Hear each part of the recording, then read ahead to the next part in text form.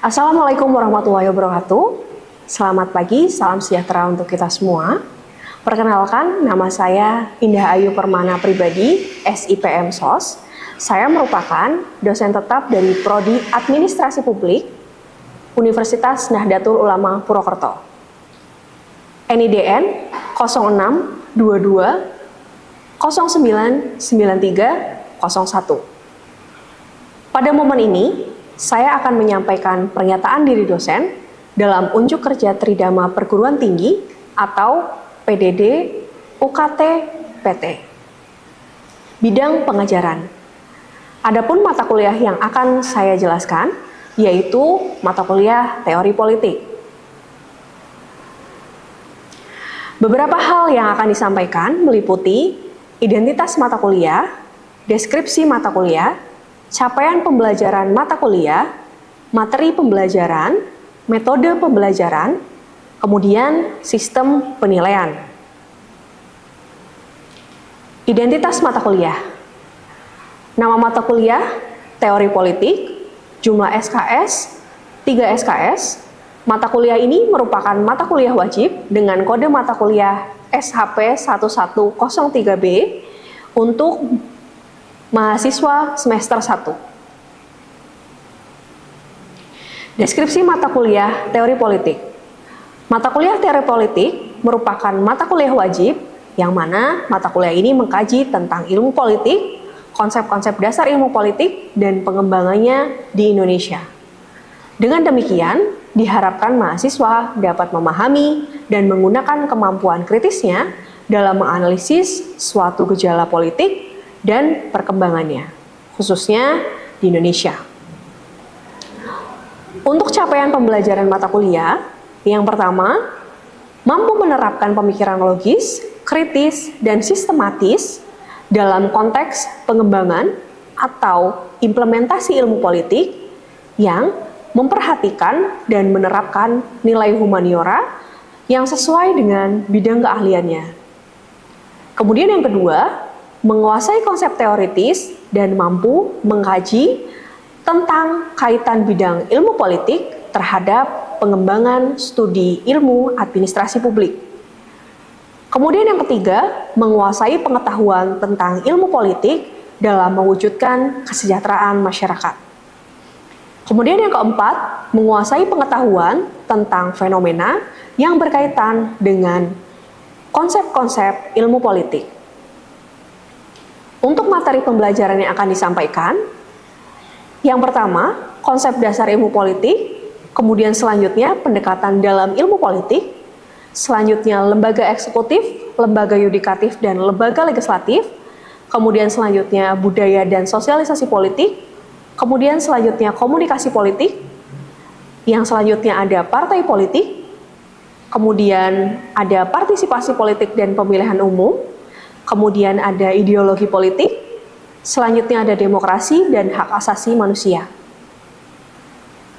Untuk metode pembelajaran dalam mata kuliah ini, digunakan metode pembelajaran delivery, interaction, dan assessment. Delivery artinya brainstorming dan diskusi, kemudian interaction adalah stimulus untuk aktif berinteraksi dalam pembelajaran, kemudian assessment adalah penilaian yang dilakukan melalui tugas, UTS, dan UAS. Untuk sistem penilaian dalam mata kuliah ini, ada 3 aspek penilaian. Yang pertama, tugas, persentase 30%. Kemudian yang kedua, ujian tengah semester, persentase 35%. Dan yang terakhir ada ujian akhir semester, persentase 35%. Sehingga semuanya di total 100%. Berikut akan disampaikan cuplikan pembelajaran luring untuk mata kuliah Teori Politik dengan materi demokrasi. Selamat menyaksikan dan terima kasih. Wassalamualaikum warahmatullahi wabarakatuh. Selamat siang, Assalamualaikum warahmatullahi wabarakatuh. Waalaikumsalam warahmatullahi baik teman-teman, pada hari ini kita bertemu lagi untuk perkuliahan teori politik. Kita akan melanjutkan materi sebelumnya. Materi pada hari ini kita akan menjelaskan terkait dengan demokrasi ya. Sebelum memulai untuk materi pada siang hari ini, silakan teman-teman bisa berdoa dulu untuk kelancaran perkuliahan pada siang hari ini. Berdoa dimulai. Oke, berdoa selesai. Ya. Oke, demokrasi ya teman-teman. Tentu saja teman-teman itu pasti sudah sering dengar apa sih yang namanya demokrasi, ini pasti sudah sering dengar ya.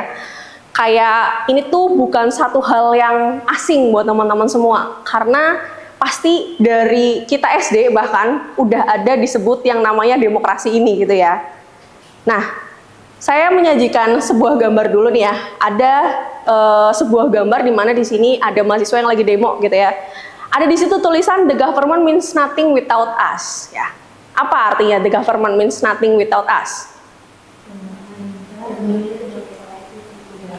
Oke, berarti pemerintahan ya sebenarnya nggak bisa berjalan tanpa adanya rakyat gitu ya. Di sini gunanya rakyat dalam negara yang demokrasi itu bisa berguna untuk proses penyeimbang gitu ya. Kalau misalkan ada sesuatu yang nggak beres nih dari pemerintah gitu ya, dalam negara demokrasi boleh banget namanya rakyat mengemukakan argumennya lewat demonstrasi gitu ya. Nah, terus yang kedua ada proses apa ini? Pemilu ya. Teman-teman semua pasti sudah pernah kan yang namanya ikut proses pemilu? Sudah. Ya, tahun berapa itu ikut proses pemilu? 2024 ya. Itu pertama kali teman-teman nyoblos ikut pemilu ya. Waktu itu milih apa aja? Presiden, DPR, DPRD, DPD, Bupati sama Gubernur ya. Kalau kita sendiri di Banyumas, teman-teman mungkin ada yang nggak dari Banyumas ya, tapi kalau di Banyumas itu tuh berturut-turut ya.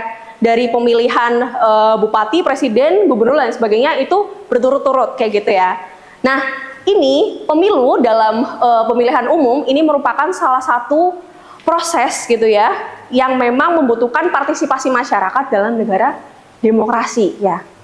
Nah, kita kalau ngelihat demokrasi dari asal katanya dulu nih ya, demokrasi itu berasal dari kata demos dan kratos ya, di mana demos itu artinya rakyat, kratos itu artinya pemerintahan ya. Jadi kalau misalkan hal itu berarti kita bisa simpulkan bahwasanya demokrasi adalah kekuasaan yang berada di tangan rakyat. Nah, kalau Abraham Lincoln itu ngomongnya kekuasaan yang berada di tangan rakyat, oleh rakyat dan untuk rakyat ya. Kita kan termasuk rakyat juga ya di sini ya. Oke. Nah, terus selanjutnya sebenarnya secara umum kalau misalkan kita ngelihat demokrasi gitu ya, demokrasi itu kan merupakan sebuah sistem pemerintahan gitu ya.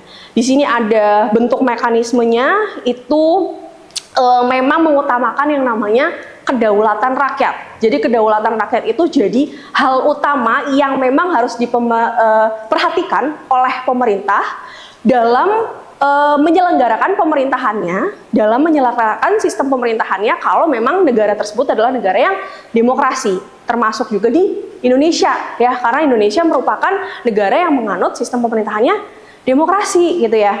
Jadi di sini semua warga negara ya, termasuk teman-teman semua, termasuk saya ya, punya hak yang sama gitu. Kalau misalkan kita ngomongin kedaulatan rakyat, berarti kan semua masyarakat punya kesempatan yang sama, punya hak yang sama di mata hukum gitu, untuk menjalani kehidupan di negara kita di Indonesia gitu ya. Jadi setiap masyarakat berhak juga mendapatkan kesejahteraan dan kelayakan yang sama kalau misalkan kita ngomongin negara yang demokrasi gitu ya. Nah, di sini Aristoteles mengemukakan bahwa demokrasi itu merupakan suatu kebebasan ya. Jadi prinsip utama dari negara yang demokrasi itu adalah kebebasan. Tapi kebebasan seperti apa nih? Apakah bebas terus teman-teman bebas melakukan perbuatan yang tidak menyenangkan, atau bebas dalam arti yang lain? Kira-kira siapa yang bisa menjelaskan? Apa sih arti bebas dalam demokrasi itu? Ya, Mbak Aul. Izin menjawab ya Bu. Ya.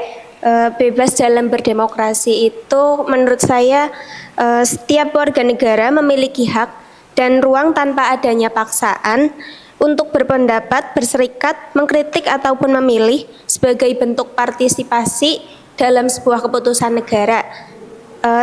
Tapi tetap dibatasi oleh undang-undang atau hukum supaya tidak melanggar hak orang lain, seperti itu Bu. Oke, berarti tetap harus ada batasan-batasannya.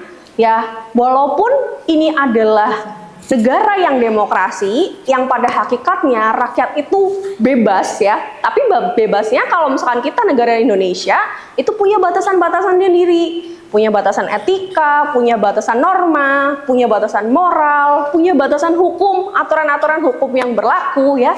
Itu merupakan juga beberapa di antaranya yang bisa membatasi kebebasan dalam berdemokrasi. Tapi walaupun ada batasan-batasan tersebut gitu ya, 4 elemen utama kebebasan dalam berdemokrasi tetap berdiri sesuai dengan elemen-elemennya. Pertama, kita bebas berekspresi. Berarti masyarakat Indonesia bebas berpendapat, bebas mengemukakan kritik terhadap pemerintah, salah satunya mungkin dengan proses demonstrasi yang tadi pertama saya sampaikan gitu ya. Itu adalah wujud bebas berekspresi gitu ya dari masyarakat. Mungkin nanti teman-teman punya pengalaman-pengalaman juga di mana teman-teman melalui prosesnya gitu ya sebagai mahasiswa administrasi publik, mungkin nanti bergabung dalam proses demonstrasi dan lain sebagainya, itu boleh gitu ya sebagai warga negara Indonesia yang memang punya bebas berpendapat dan mengkritik juga gitu ya. Nah, kemudian bebas berserikat, berarti kita boleh berkumpul, boleh berorganisasi ya, misalkan dalam bentuk-bentuk seperti teman-teman kalau misalnya di himpunan mahasiswa gitu ya, ada diskusi publik, terus kemudian juga bedah buku kayak gitu ya, itu termasuk juga untuk berkumpul dan berorganisasi di dalamnya gitu ya. Terus bebas memilih, bebas ikut pemilu tanpa adanya intimidasi. Berarti harusnya kalau misalnya teman-teman dalam proses pemilu itu sama sekali nggak boleh ada yang namanya intimidasi. Bentuk intimidasi dalam pemilu itu apa aja contohnya? Apa? Suap. Money politik gitu ya. Itu kan merupakan bentuk intimidasi dalam pemilu juga, kayak memaksakan kehendak masyarakat untuk memilih satu pasangan calon gitu ya. Padahal kalau di negara demokrasi itu kan harusnya rakyat berdaulat, nggak boleh nih ada hal-hal seperti itu gitu ya. Nah, kemudian elemen yang terakhir dari kebebasan demokrasi itu yang keempat ada yang namanya tanggung jawab ya. Nah, ini yang paling penting karena di antara elemen-elemen yang lainnya, disinilah batasan-batasan bebas dalam demokrasi tersebut gitu ya. Jadi kita sebagai warga negara wajib mematuhi hukum yang ada di dalam negara kita, yaitu negara Indonesia. Kemudian juga menghormati hak sesama manusia gitu ya. Karena kita di Indonesia punya aturan juga tuh untuk untuk hak asasi manusianya gitu ya, dimana berarti kita harus menghormati hak-hak sesama manusia gitu ya. Nah, kemudian untuk prinsip-prinsip dari negara demokrasi ini sendiri, yang pertama ada pengakuan hak asasi manusia ya. Kalau kita ngomongin hak asasi manusia itu ada di Undang-Undang 1945 juga gitu ya, di pasal 28A sampai 28J. Terus kemudian juga ada undang-undang sendiri yang mengatur ketika itu masa reformasi ya, ada undang-undang baru nih tentang hak asasi manusia. Undang-Undang nomor 39 tahun 99 yang mengatur tentang hak asasi manusia. Kemudian yang kedua ada pemisahan kekuasaan atau pembagian kekuasaan yang kita sebut dengan trias politika. Apa sih trias politika apa aja? Kekuasaan legislatif, eksekutif sama yudikatif ya. Itu sebutannya trias politika. Kemudian pemerintahan menurut hukum. Nah, jadi kita harus memperhatikan hukum yang berlaku juga. Kemudian ada jaminan-jaminan dari hak individu secara konstitusional karena kita merupakan negara yang berdiri berdasarkan konstitusi. Terus kemudian juga ada badan kehakiman, ada pemilihan umum yang bebas, dan ada juga kebebasan mengungkapkan pendapat, kebebasan berserikat, kemudian yang terakhir adalah untuk terkait dengan pendidikan politik dan kewarganegaraan. Jadi dalam negara yang demokrasi harus ada yang namanya pendidikan politik dan pendidikan kewarganegaraan, ya. Kemudian selanjutnya terkait dengan perkembangan demokrasi di Indonesia. Jadi kalau misalkan kita ngomongin demokrasi di Indonesia sebenarnya sudah terbagi dari beberapa periode gitu ya. Kalau misalkan kita ngelihat pembagian kekuasaan di Indonesia gitu ya, sejak awal pertama masa Orde Lama, pemerintahannya siapa? Presiden Soeharto ya. Di situ juga sudah ada yang namanya masa demokrasi parlementer, yang mana di masa itu menonjolkan peranan parlemen serta ada peran partai-partai ya. Kemudian selanjutnya ketika masa demokrasi terpemimpin ya, itu sudah bergeser ke era pemerintahannya Presiden Soeharto, di mana di situ mulai tuh ada masuk ABRI masuk politik gitu ya. Terus sosial politik di tempat jabatan-jabatan sosial politik ditempatin sama ABRI ya. Dulu sebutannya ABRI bukan TNI ya. Kalau sekarang sebutannya TNI gitu. Jadi di sini makin tidak ada batas gitu ya antara peran-peran partai politik dan ABRI, karena mereka mulai bersatu padu nih di saat masa demokrasi terpemimpin gitu ya. Nah, kemudian selanjutnya masa demokrasi pasca era Pancasila, era Orde Baru ya, yang memang mereka juga merupakan demokrasi yang lebih menonjolkan ke pengaruh-pengaruh kekuasaan ya, arogansi kekuasaan pada saat itu gitu ya. Terlihat dengan beberapa hal, kayak misalnya waktu itu ya, kalau misalkan kita jadi pegawai negeri sipil itu diwajibkan untuk memilih satu pasangan calon tertentu gitu. Kayak misalnya dulu partai yang berkuasa itu ada namanya Golkar ya. Kita waktu itu masa hegemoni partai, karena di situ bener-bener kayak kekuasaan Golkar itu hegemoni itu bener-bener kekuasaannya itu menyeluruh ya. Jadi semua aspek kehidupan itu dikuasai sama si satu partai tersebut gitu. Nah, kebetulan Partai Golkar adalah partainya Pak Presiden pada saat itu gitu ya. Jadi semua kekuasaan, arogansi kekuasaan itu ada di era pemerintahannya Presiden Soeharto. Nah, kemudian periode 99 sampai sekarang itu kita mengalami yang namanya demokrasi Pancasila, di mana demokrasi Pancasila itu lahir gitu ya setelah reformasi gitu, dengan berakar pada kekuatan multipartai yang memang berusaha untuk mengembalikan demokrasi ke marwah asalnya, kayak gitu ya.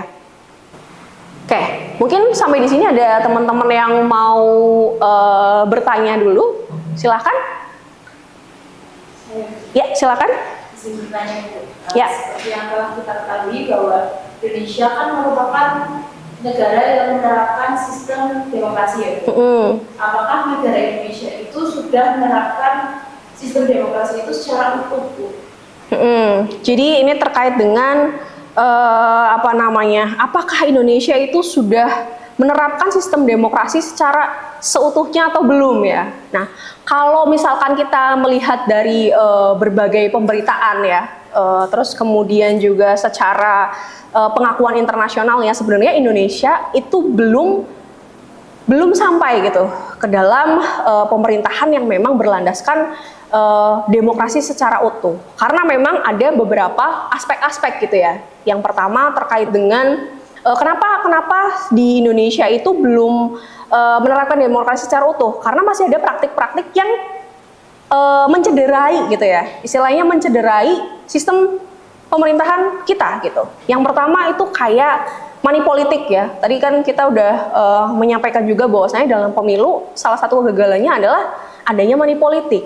Money politik kan berarti ada pemaksaan, ada intimidasi yang memang di situ perlu kita hapuskan tuh sebenarnya intimidasi itu ketika kita memang mau mengarah ke negara yang berdemokrasi secara seutuhnya. Karena kalau misalkan kita kembali ke pengertian awalnya, demokrasi itu awalnya apa? Kedaulatan rakyat gitu ya. Tapi kalau ada intimidasi, kedaulatan rakyatnya jadi nggak bisa nih gitu ya, nggak nyampe nih ke sana kayak gitu. Jadi makanya masih bisa dikatakan bahwasanya Indonesia belum menerapkan demokrasi seutuhnya karena masih banyak faktor-faktor yang mencederai, salah satunya itu tadi money politik. Terus kemudian yang kedua itu terkait dengan hukum, ya. Kalau misalkan kita melihat, teman-teman juga sering lihat berita ya bahwasanya terkait dengan hukum di Indonesia itu masih masih belum sama rata gitu ya perlakuannya gitu. Ketika orang-orang dengan strata atau status sosial yang tinggi itu bisa mendapatkan perlakuan hukum yang lebih baik daripada orang yang memang ada di strata status sosial yang di bawahnya kayak gitu. Jadi terus kemudian pengaruh kekuasaan gitu ya, itu juga berpengaruh juga terhadap pengaplikasian hukum untuk mereka kayak gitu. Jadi tetap ketika kita mau mengarah ke demokrasi yang seutuhnya, kita harus memperbaiki hal-hal itu dulu gitu ya. Baru nanti akhirnya kita bisa mengarah ke demokrasi yang memang sesungguhnya seperti itu. Ya.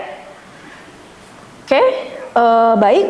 Untuk selanjutnya ya teman-teman semua, karena kita adalah prodi administrasi publik ya. Untuk teman-teman semua gitu ya, saya mau menanyakan terkait dengan contoh penerapan demokrasi dalam keilmuan administrasi publik itu seperti apa ya menurut teman-teman? Di sini ada yang mau berpendapat? Oke, Mas Ali. Jadi demokrasi menjamin setiap hak warga negara untuk mengoreksi, mengawasi, dan mengkritik jalannya pemerintahan apabila pelayanannya itu tidak sesuai dengan harapan masyarakatnya. Hal tersebut merupakan wujud partisipasi masyarakat dalam penyelenggaraan pemerintahan yang demokratis sekaligus menjamin bentuk kontrol sosial terhadap kinerja pemerintah saat ini. Oleh karena itu, pemerintah perlu menyediakan kanal pengaduan resmi yang dikelola langsung secara profesional dan oleh administrator publik agar setiap laporan dapat diterima, diverifikasi, ditindaklanjuti, dan diselesaikan secara transparan, akuntabel, serta tepat waktu.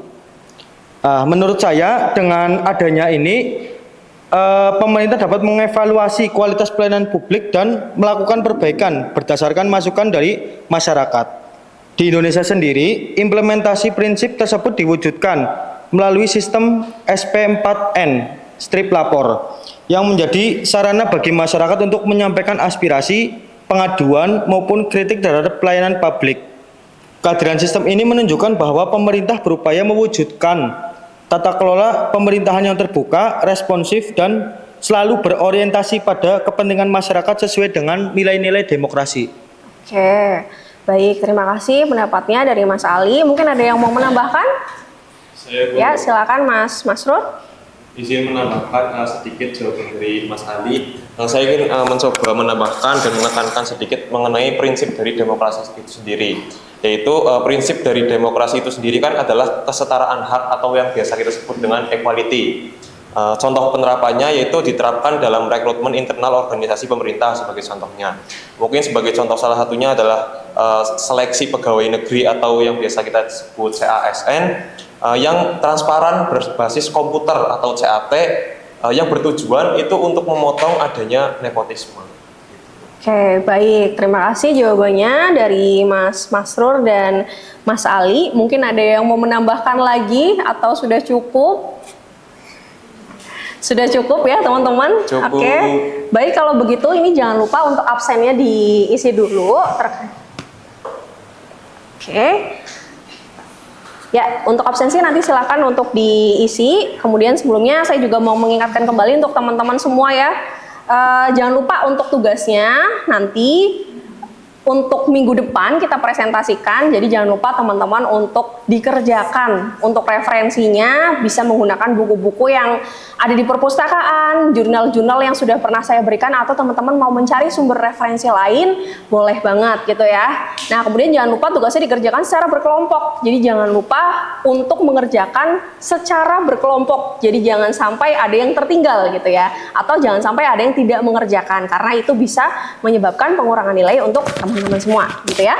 Baik, kalau sudah tidak ada yang ditanyakan lagi terkait dengan perkuliahan ataupun tugasnya, perkuliahan teori politik pada siang hari ini saya cukupkan dulu sampai di sini. Apabila ada salah-salah kata saya mohon maaf. Selamat siang. Wassalamualaikum warahmatullahi wabarakatuh. Waalaikumsalam.